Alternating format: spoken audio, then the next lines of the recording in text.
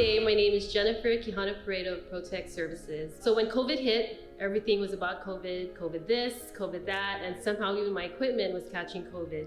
But joking aside, my equipment is important in our daily operations. Somehow I was having a difficult time getting through SBA. They were just giving me a runaround. So I reached out to our congressman's office, and with their team and the Guam SBA, they were able to help me in getting our truck repairs as well as another truck to keep our businesses running. And in the future, if you guys have any federal concerns or issues, reach out to your congressman's office. Thank you for helping save small businesses with federal funds. Thank you for helping save small businesses. Thank you for helping small businesses with federal funds. This ad was paid for with official funds from the office of Congressman Michael F.Q. San Nicolas.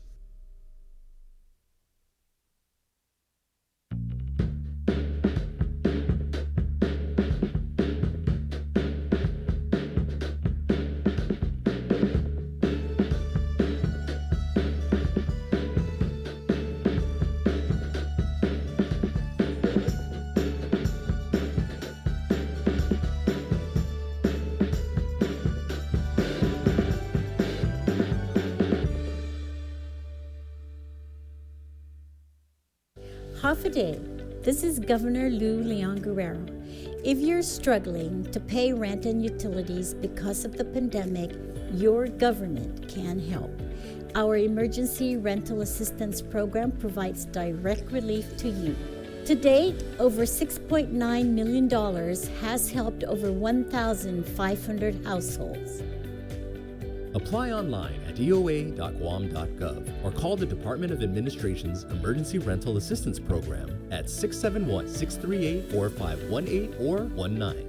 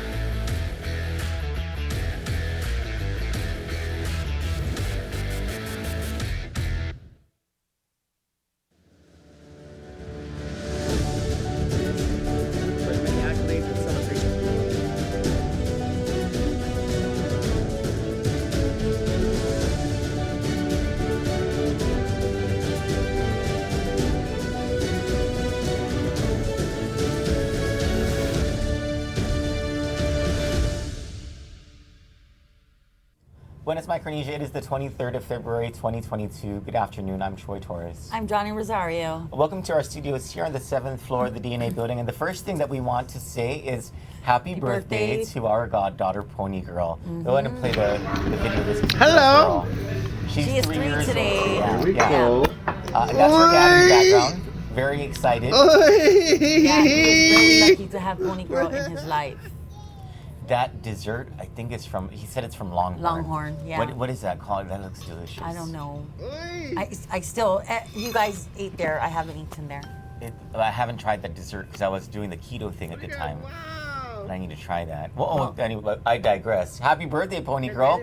We love you so much, and we'll be at your birthday party. Yeah, and Auntie Johnny is having a lollipop for you. Uncle Troy, it is a Tootsie Roll. How many licks does it take to get to the center? I don't know. We are going to find out. We're going to find out how many licks it takes to get to Uncle Troy got me a lollipop, and he's going to bring you some lollipops to your birthday party on Saturday. So, happy birthday, baby. Happy birthday, darling. Now, before we get to our CNMI stuff, sorry, I like M&M's. Oh, just bite it. Pardon me. Is it chocolate inside? Mm-hmm. I forgot what Tootsie Rolls are like. I haven't had one in a long time. It's delicious. Anyway, so there's going to be a job fair this coming Saturday, February 26th. I think it's from, shoot, I didn't bring the story with me. Can someone check the time? But it's at GPO. 11 to 5. 11 a.m. to 5 p.m. 11 to 5. Yeah, a GPO bring your Guam driver's license. It doesn't say any other ID. Okay. So I believe in order to be a police officer, you have to have a Guam driver's license. Okay. Okay. Then you either bring your resume, or you can bring a Gov Guam application filled out already. You can get that from online at hr.doa.guam.gov. And if you cannot remember that, it's HR is for human resources, and if you don't know that, then you're likely dumb. And if you're dumb, we do not want you to be applying to the Guam Police Department, because it's very simple, and I'm very serious about this. If you are a dummy, or do hold not apply. Or hold a big man complex, or a small man complex, or whatever that thing is called. If you're this little and you drive a big truck, do not apply to become a police officer. And don't flirt with us either, because that, you know. Whatever man complex that is. There are enough dirty cops. Or woman that's like a man complex. There are many good cops, but there are enough dirty cops that we just don't need another one. So if you're a dummy, or if you got a power complex, don't apply. Please do all the rest of us a favor. But the reason this is being done is because there's a severe shortage in the Guam Police Department. And the Chief of Police, Stephen Ignacio, has talked to us about, in one instance alone, the ability for GPD to respond to family violence issues and to sex crimes allegations. They only have one unit that shares in the investigation of those. That's the Domestic Assault Response Team, which is supposed to work exclusively on family violence issues. And it's a 4-man operation. It has 4 detectives only. The Chief of Police said in order to actually take care of the criminal complaints that come in involving sex crimes, he needs to dedicate at least 8 detectives to a whole other unit that he would create called a sex crimes unit, and then have at least 4 in the Domestic Assault Response Team working on domestic assaults or family violence issues. And so this hiring of cops could not come at a more needed time. And the pay scale's gone up 18%. So 18%. if you're applying, it's no longer, I believe it was at $11 when you're training. The starting pay, yes. Yeah. Yes, so I believe now it's going to be 13 or something like that. That sounds about right. 13 bucks an hour. Starting pay, hey, it's not so bad. Not so bad at all, right? It should probably be more, but hey. So 11 to 5 at GPO this Saturday. And if you're dumb, don't apply. Now we're going to call Berlin Sevilla, acting spokeswoman for the Guam Police Department, who has agreed to join us and talk to us a little bit more about this whole effort.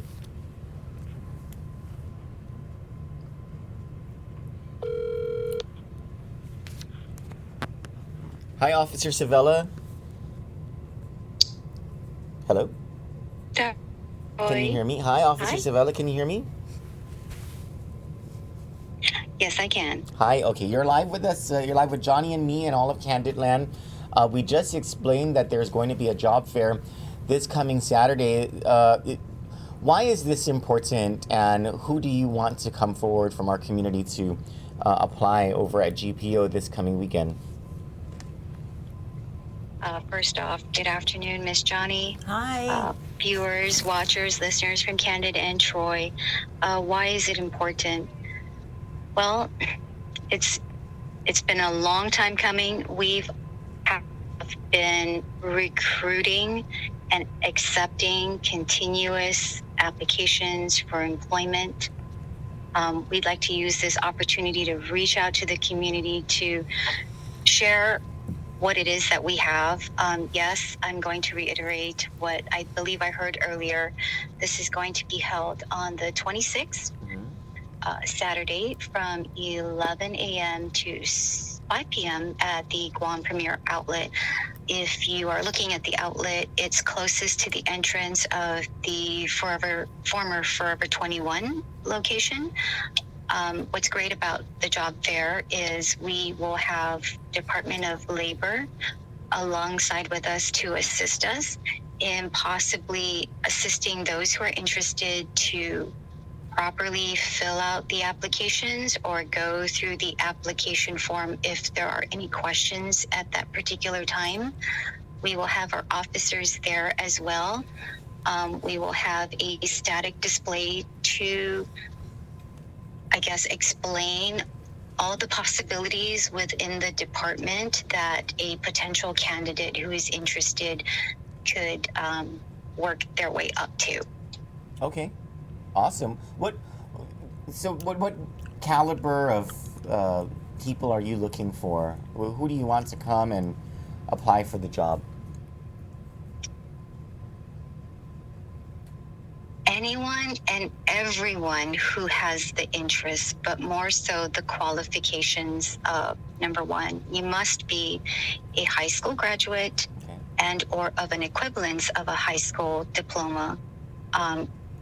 No arrest made on the individual or any military disciplinary action against them. Okay. Driver's license. The clearances of a police clearance and or a court clearance. And most importantly, that we have the candidates successfully pass the test to be able to be considered as a candidate for the Guam Police Department. What is this test? Is this a test they need to pass prior to coming to the job fair? Yes. So it is a entry-level test that is given to all law enforcement officers within the law enforcement entities. Do they need to pass this test prior to this weekend's job fair? No. Okay. No. So what it is DOA will. Hello, you still there, Troy? Yeah, we're here. We're here. Okay, so DOA will go through the packet to ensure that all the requirements are fulfilled. When that packet is fulfilled, they will then be placed on an eligibility list. Okay. From that list, then they will, I guess, receive a notice from DOA letting them know that there will be a test date. Okay. The individuals will then adhere to the test date, take the test. Again, from that test screening, they'll receive another note identifying whether they had successfully passed the test or did not pass the test. Okay. Those who pass the entry-level testing, written test, will then go to the next phase. Okay. Very cool. Is there anything else you want to add? We're excited, and we hope to see those who are interested to see what we can do to help with the process in getting them to join our department. Well, we're excited for you, and we hope that you guys will be able to add many police officers to your ranks in the coming months. Thank you so much. I'd like to give our thank yous for allowing us to come on air with you to share this out to the community. Not everybody has the capability of reading a newspaper, or maybe they stick to a particular media group, and from what I see, you have a large group of followers and you're putting it out there for us. Thank you so much. Thank you, Officer Sevilla. We appreciate that. Yeah, we encourage everyone to just follow us. Thank you so much. I hear you. Thank you, Miss Johnny. Thank you, and happy birthday to both your goddaughter. Yes. Her dad is gonna love that. The spokeswoman of the Guam Police Department said happy birthday to his daughter. That you just Pony, made his day. Is that correct? Yes, Pony Girl. Okay, Pony Girl. Happy birthday, Pony Girl, from the Guam Police Department. Thank you, Officer Sevilla. You're welcome. Have a good day. Bye. Have a great day. I love her. I know, she's so nice. She is, and she's extremely responsive. Yeah, you ask her something, and she'll come back and she'll say, I can't get that for you right away, but I'll work on it. Hold on.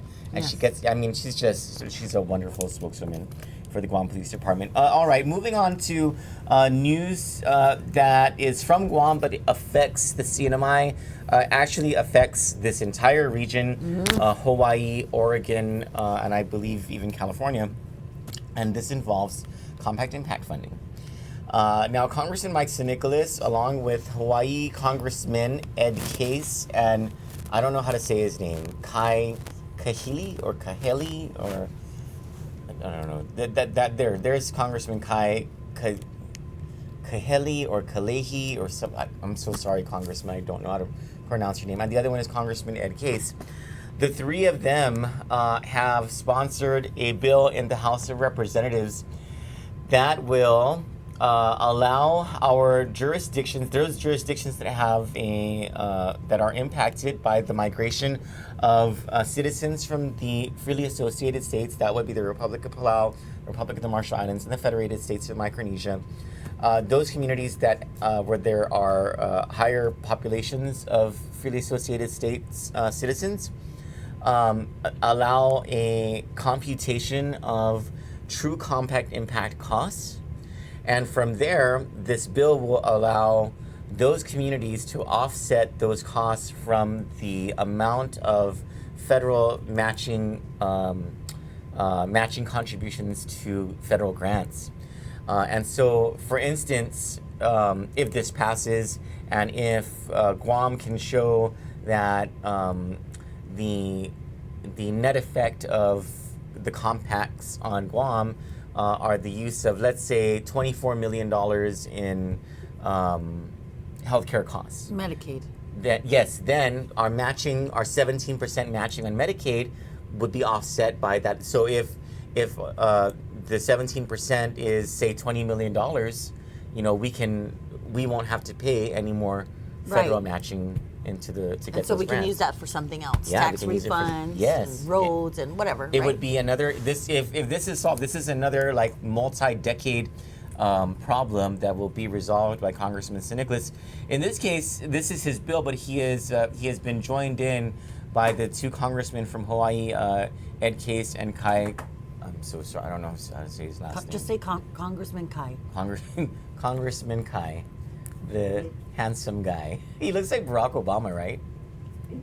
Doesn't he look like Barack Obama, like a young Barack Obama? I think he's running for governor, if I'm not mistaken. You know who else is running for governor of Hawaii, by the way? I mean to digress in just a little bit. BJ Penn. Oh, gosh. Yeah, you know the fighter? Yeah. And so he actually has a political background. He's running as a Republican. And much like former Governor Felix Camacho, his whole thing is like freedoms and the pandemic policies and all that stuff, right? His mom is, I forgot her freaking name. But she's from Hawaii, and she was a big part of the Bush administration. Matter of fact, a good friend of Governor Felix Camacho. They worked together very closely, and I can't remember her name. Anyway, we were talking about compact impact. When we come back from this very short commercial break, we will show you what the Torres administration was trying to hide from the legislature but failed miserably at. And then we're also going to play for you a 9-minute clip where Congressman Ed Propst basically goes off on the Torres administration after these very short commercials.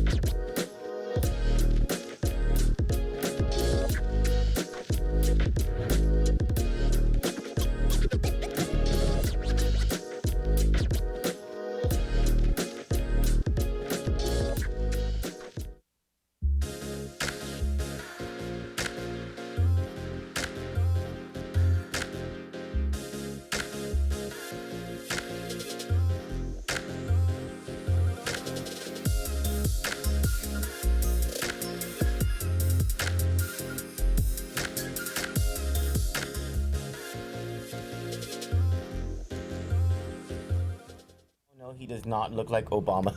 Sorry. Okay. Dustin Kaufman says... No, don't read that comment. That's not PG-13. What? There's nothing bad about it. So anyways, thank you, Dustin. I appreciate that, brother. I wanted to read it. No. All right. So here's the deal.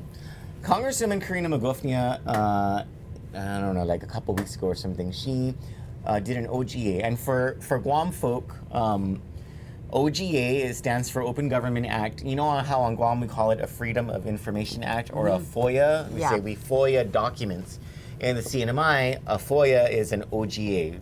So Congresswoman Karina Magofnia of the Commonwealth House of Representatives, she OGA'd the Torres administration for all purchase orders and requisitions using federal funds.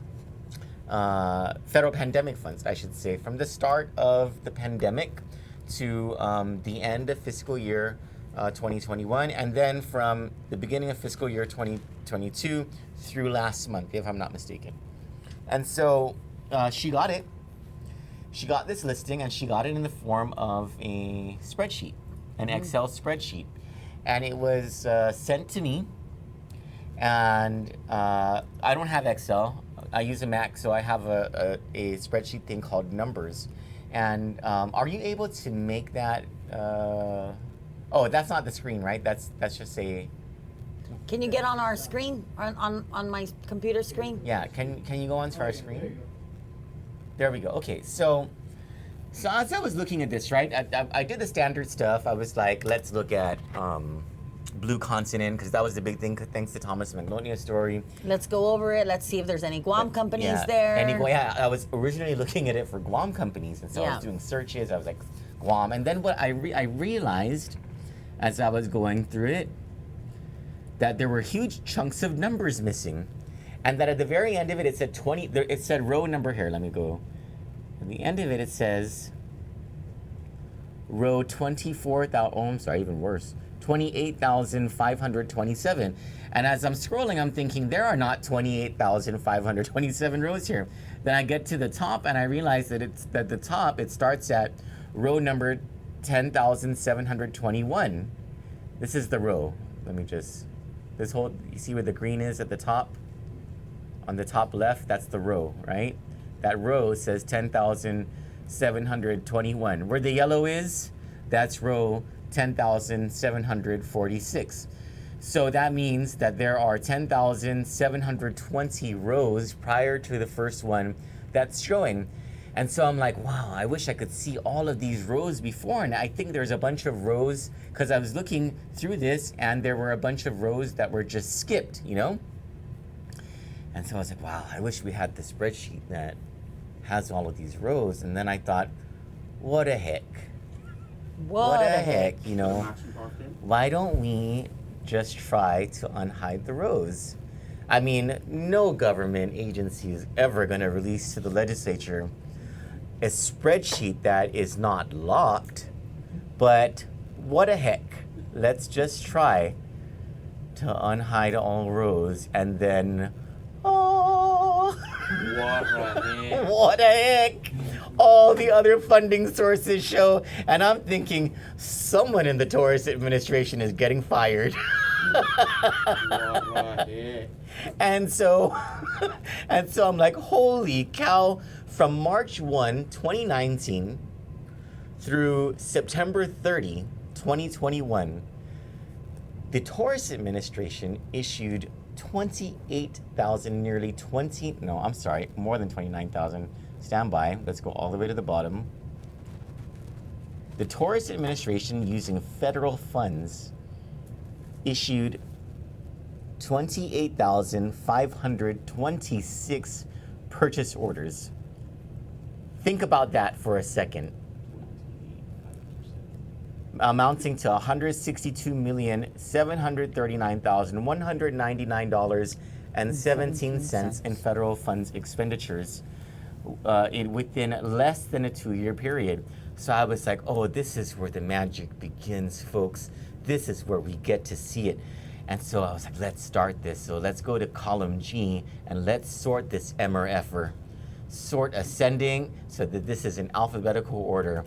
And the EJ Snackmobile, DBA, EJ Chill or Chili? Chill. Chill? Oh, okay. EJ Chill. Well, they made a lot of money from Tropical Storm U2. And another thing that stands out about this is U2 spending. Federal funds, federal disaster relief funds, which is the expenditure of which is some of the most highly regulated stuff in the country, right? But we'll get back to that. There's a lot of food purchases that happen here, right? But what I really wanted to see was Blue Continent. Now, let me go back. And let's go back to hiding these rows, okay? Now let's sort this let me show you what Blue Continent was made to look like prior to unhiding the rose. That's blah blah blah. Let's go down. Oh, here's Asia Pacific Hotels. This is Kanoa Resort. Look at these amounts. 13 million, 4.8 million, 4.1 million, 4 million, 3.1 million, 4 million, 4.5 million, 1.9 million, right? Okay.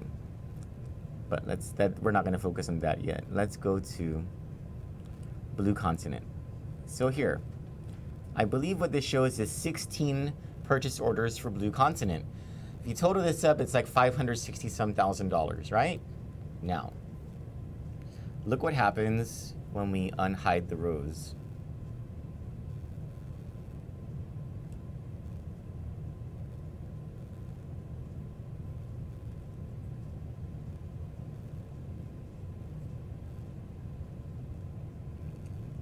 Let's go down. Sorry. It's quite a lot.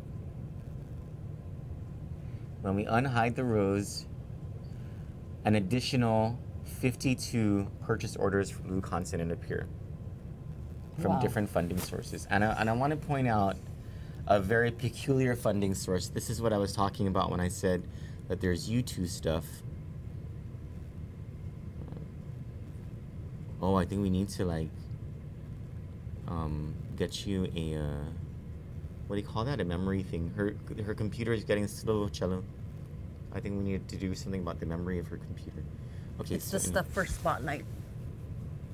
Oh, it's the InDesign stuff that's slowing it down? Okay, so... Oh, there's more. Sorry, there's just so many Blue Continent purchase orders here. It's slowing down the computer.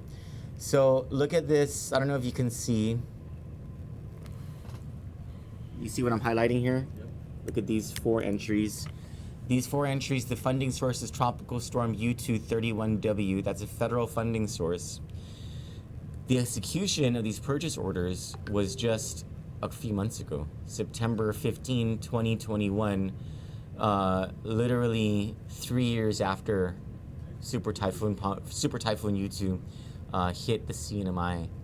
When it was still a tropical storm. Why was Blue Continent Communications paid $22,650, $37,850, $35,900, and $43,395 in purchase orders issued the same day, 3 years after U2 hit?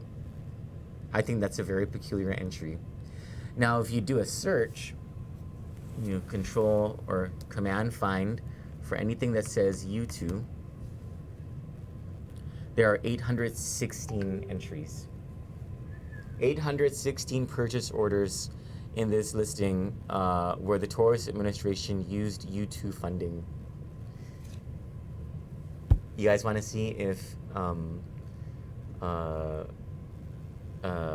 what's the name of that plant company that Rufina Tropicals. Let's see if Rufina Tropicals has any purchase orders. Rufina the Outlaw Tropicals. Not found. Rufina LLC. Oh, let's do Rufina. Hey, 2 found. There it is. Hey, Rufina Tropicals does have. Hey, they got 2 purchase orders, $3,875 and $2,250 using the custom service Saipan fund. Anyone else? Do we want to look for anyone else? JDZ Benedetti says legacy times 5, now full of balonies. Well, who else do we want to look for? I don't know. Look, there's 28,000 entries in this vendor thing. Let's look for, who are we looking for? the hell is it called?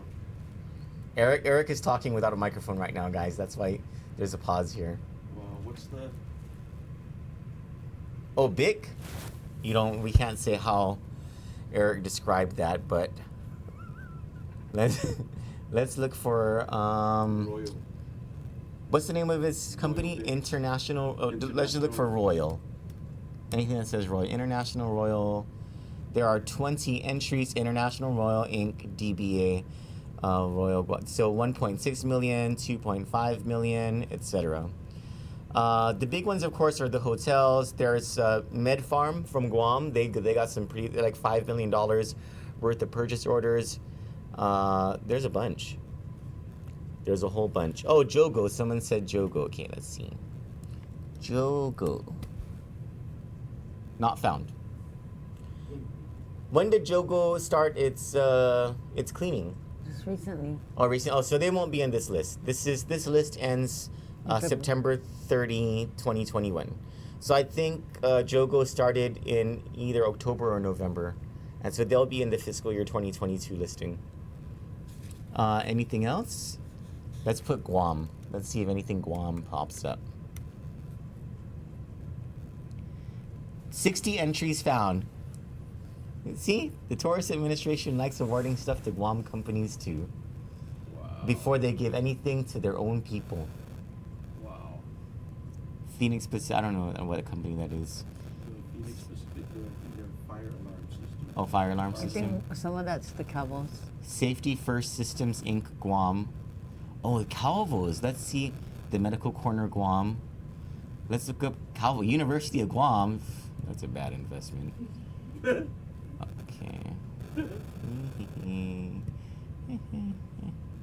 Okay. Let's look up Calvo.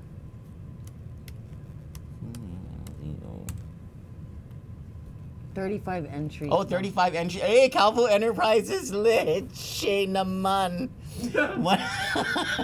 Look at all that. Oh my goodness. Calvo Enterprises. Look at all those different funding sources. Endangered Plants Rhoda funding source. DLNR Brown Tree Snakes funding source. Homeland Security Office funding source. Typhoon Mangkhut, that's another disaster relief funding source. Rhoda Mayor Aquaponics System spent $1,221 on Calvo Enterprises. What is this stuff? Rhino beetle? I didn't know the Calvos were into rhino beetles. Look at that. Oh, they got $2,500 in COVID-19 coronavirus funds. What does Calvo Enterprises do in Saipan? Make money. Is it beer? Pacific Trading. That's Pacific Trading. Oh, that's right. The Calvo Enterprises is the 100% owner of Pacific Trading Company. I believe they also have something to do with Bank of Saipan, right? Yep. But wouldn't it say Bank of Saipan if that was the case? Oh, let's look for bank. Let's see. 17,694. 3. Sorry, 3. It was slow. So, First Line Bank is 2 of them, and Bank of Hawaii, and these are all public auditor stuff. Oh, all right. Well, if you guys want to see this listing, just go to your nearest legislator. All of them have this spreadsheet, and ask them to send you a copy. Email it to you. You can do this on your own Excel or on your numbers. Unhide all the rows and look at it yourself. You would be better arbiters of this list, because you in the CNMI know these companies better than we do on Guam, and so you'll be able to look at these companies and see what in the world was the Torres administration doing with these companies.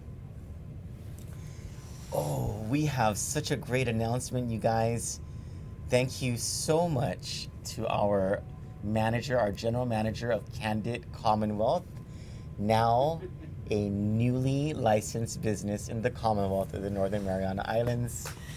As of today, thank you so much to our manager of Kandit Commonwealth. Thank you, Vicky Lynn. She saved my butt. She has. Let me say that, and I didn't want to say this because I didn't want to start itching about this until we got the business license. She had to get this done in Tinian. She had to have us licensed through the office in Tinian, and this is why. Because Vicky Lynn was trying to she went through all these hoops to get our business license. She went to Revenue Tax, she went to business license, all this stuff, right? We were stuck at the Saipan zoning office, the zoning board office.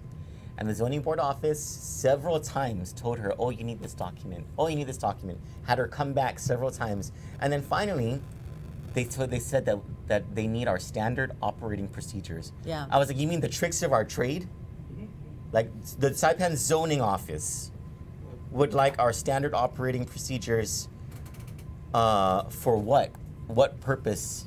Well, thank God they Vic need? Elin is a tiger. And so Okay. we asked a couple people, is this true? Like, does a company need to submit their standard operating procedures in order to get through zoning or any sort of business regulation in the cinema? They're like, no, they just don't want you to be a business. That's the Torres administration stopping you from being a business. And so, Saipan Zoning Board, I would like you to know that, like, we have been wondering where we're going to start in the investigation of corruption over in the CNMI once we get Kandit Commonwealth registered as a business. I would like you to know from the bottom of my heart that we're going to start with you guys. I'll go next. Yes. And now that we got that out of the way, Congressman Ed Propst, and when I told him about this unhide rose thing, he was like, wow, how did you guys do that? I was like, on Excel. He goes, did they seriously not lock the spreadsheet? I was like, yeah, they seriously didn't lock it. So he went off on a tirade against the Torres administration. I think this was yesterday. And we want to bring you this 9-minute clip where the congressman talks about a whole bunch of stuff relevant to the discussion happening in the CNMI. And I would think that members of our own legislature and our government here on Guam should pay attention to what the congressman is saying because it's relevant here as well. Here's Congressman Ed Propst.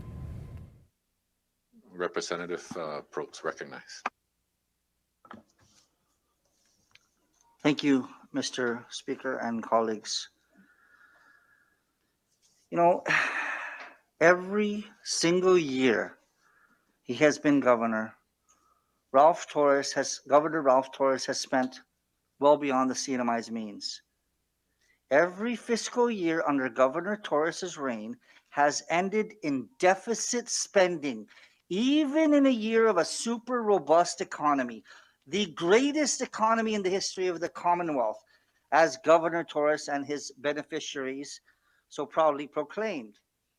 But here are the actual deficits, and by year under Governor Torres. 2016, $16,279,801 deficit. 2017, $8,044,194 deficit. 2018, in the greatest economy of the world that is ever seen by mankind, $25,910,717 deficit. In 2019, $88,777,254 deficit. In 2020, $133 million deficit. In 2021, $42,600,000 deficit. The total deficit under Governor Torres' 6 years in charge of running the CNMI government totals $314,611,966. That's a lot of money. And yet, as expected, Governor Torres continues to blame everything and everyone, except, of course, himself, because it is never ever his fault, even when it clearly is. He's the only governor who illegally flew first class on taxpayer dime every single time he traveled as governor. He's the only governor who ran a huge commercial piggery, boasted of over 300 pigs, on his personal property and had taxpayers pay for it. He's the only governor who ran utility bills in 1 month as high as $18,000, charging into taxpayers. No blink of an eye, no big deal. He's the only governor to have his home and cars and office raided by the FBI and the U.S. Attorney. Governor Torres continues to enrich his beneficiaries, who in turn donate to his re-election campaign via sole source contracts. Governor, for example, one of many, but for brevity I won't use too many, but Governor Torres's sister-in-law's brother, Jesse Ogo, made $257,000 in 17 days of sanitizing the Department of Corrections, spraying for only about an hour and a half on the average each day. He made an additional $5,000 a day for sanitizing the multi-purpose building, and an additional $2,700 a day for sanitizing the MCAT tent. Altogether, he cleared well over $500,000 in 2 months of sanitizing. Blue Continent, doing business as KKMP, was paid more than $700,000 to lead and rebroadcast his Zoom press conferences, despite the fact that Governor Torres has 6 highly talented and highly qualified people in his press corps. I don't know of any other governor that has had 6 people in his press corps other than Governor Torres. And in a response to KUAM's Thomas Manglonia during a press conference on the sole source to KKMP for leading Zoom conferences, Governor Torres stated, well, I actually have reached out to some other radio stations, and they said they were unable to do this, what we're doing on a weekly basis. Really? So he's saying that no other radio stations were capable of doing what KKMP was doing? I'd like to see that, because I have spoken to radio stations about that. So we'll wait and hear from Governor Torres into exactly which radio stations turned him down. What radio station would say, I don't want $600,000 or $700,000. We're not going to do it. Seriously? The overwhelming majority of sole source contracts awarded to Governor Torres's beneficiaries all pay to play. They reciprocate. They give back to Governor Torres for their sole source contracts. A most recent sole source contract that we've found out about is issued to AP Solutions in the amount of $870,000, all paid up front. When we have a lot of people waiting in line to get paid, this company was awarded $870,000, all paid up front. Now, what is this about? This is a payment for a digital logbook that has failed in other places, and essentially would require everyone to give their personal health information and allow this company to track their whereabouts. Now, in order for it to be successful, everyone has to download the app and actively use it. And then you think the thing about this is logbooks are no longer required here.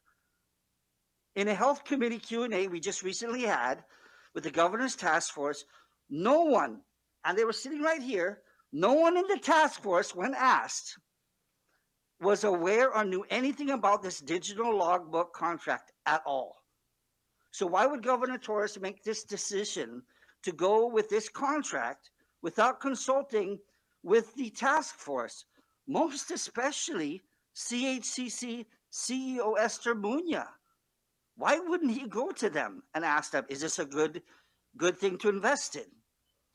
And now, despite all of this, the Senate wants the House to give Ralph Torres 100% reprogramming authority in order to give our retirees their $1,000 bonus. Well, we wholeheartedly support giving our retirees a $1,000 bonus, but we do not and cannot give Governor Torres 100% reprogramming authority, especially after we just impeached him for his corrupt deeds and abuse of power and fraud. Governor Torres continues to misuse and abuse precious taxpayer dollars. We cannot embolden or reward him by giving him 100% reprogramming authority. Furthermore, the fact of the matter is, Secretary of Finance David Attilik has already told us that the 25% reprogramming authority Governor Torres currently enjoys is sufficient enough to give the retirees their $1,000 bonus. So why on earth, why must we give the Governor Torres 100% reprogramming authority if it isn't needed to address the retiree bonus? Furthermore, why would the Senate put this in when they knew it would be controversial? Why, when they knew that we got to get this bonus done, but we're going to put this in anyway, we're going to insert this language, even though we know the majority of the House will not go forward with it or support it. You know what's very painful? What's really painful about all of this is, yes, as Mr. Guerrero had pointed out, we have a lot of family members who need that bonus. I have uncles and aunties and relatives that need that. Most especially my parents. My mother is bedridden. She has dementia. My parents, their expenses, medical expenses and everything, the retirement is being spent so quickly. Any savings they have is being dwindled. They are two retirees that definitely need the bonus. I promise you that. Anyone that knows my parents that has come to our house and has seen what my parents are going through or knows how much this is needed. But at what cost? So I had to sit down with my father about that. And I told him, Dad, this is very emotional. This is very personal because I know how much the money you guys could use this money. But I told him what it meant. And my dad said, son, just do the right thing. Today I stand before you, Speaker, and colleagues, to say that there's no way I could leave this and tell my dad later that I went ahead and supported giving the governor 100% reprogramming authority when, first of all, he did not need it, and second of all, he did not deserve it. I reject this wholeheartedly, but I support the retirees 1,000% for their $1,000 bonus. But certainly, we cannot just give in like this. Thank you.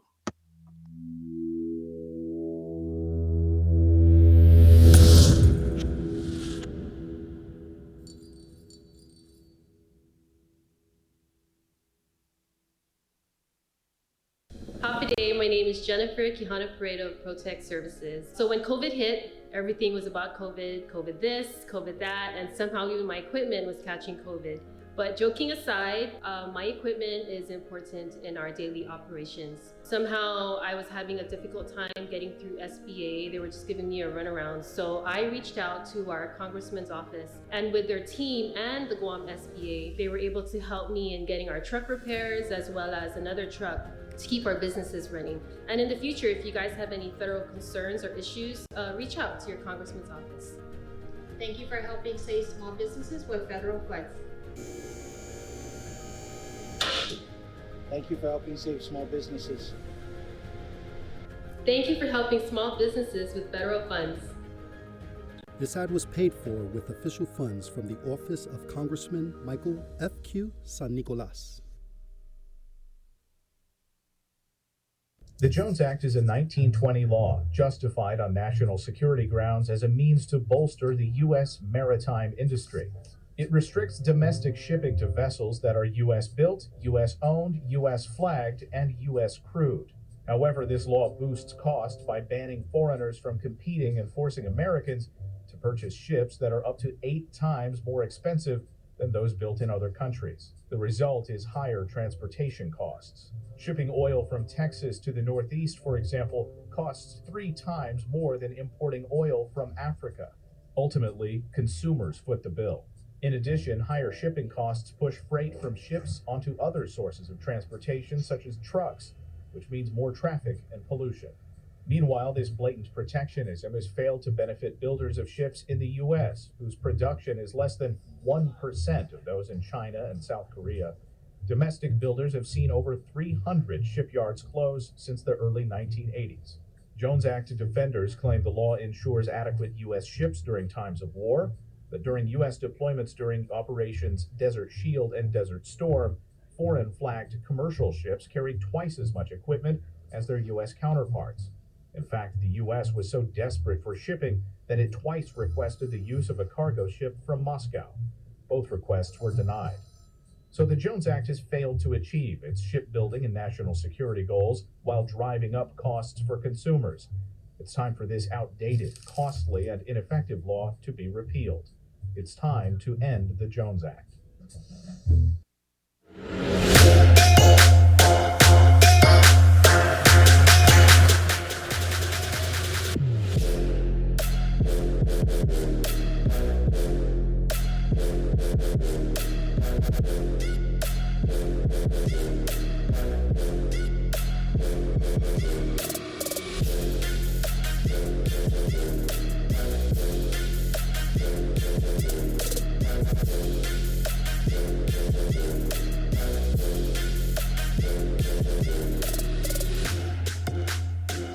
just want everyone to live a healthy lifestyle and show them how to do that, move their body, and really have friends and family that everyone connects with, you know, and keeps you on track too.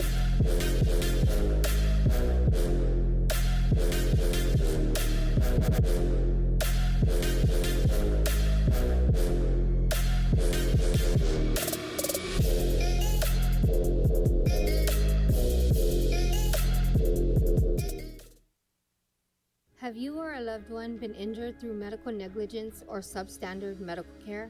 Are you angry? File complaints through the Guam Board of Medical Examiners to make physicians accountable. It's time that we stand up to protect our families and the people of Guam. The complaint form can be found at GBME's website, www.guammedical.org. Have questions or want the form emailed to you? Contact us at asher@asherdeanlubofsky.com or our Facebook page, www.facebook.com/bunzoasher. We do not provide legal or other professional info or services. We do this to improve medical care on Guam through medical accountability equity. Justice for those injured or killed through medical negligence on Guam.